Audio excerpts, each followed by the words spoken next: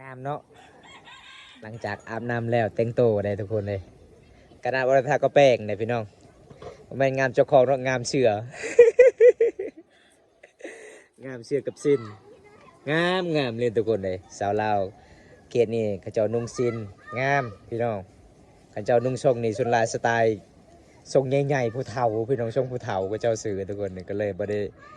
ถือสเปคปันใดอันนี้เขานุ่งสิ้นโอ้สุดยอดเลยเบิดคำสีเว้าพี่น้องน่าฮักหลายเลยสาวลาวเขตนี่แต่งตัวแล้วสิไปใส่ต่อบัดนี้นะอยู่เพื่อนถาผู้บ่าวมาฮะบ่มีอ๋อ มื่อนี้เก่งเนาะจะอาบน้ำเนาะอากาศก็หนาว จังใดอายกาปิดไว้สำนีก่อนเด้อขอขับใจละลายที่พารับชมวิถีชีวิตน้องอายเห็นน้องมื่อนี้งามจนว่าบ่ออกเลยเด้ เอาคลิปหน้าพบกันใหม่ขอกล่าวคำว่าสวัสดีครับผมบ๊ายบายถ่ายรูปได้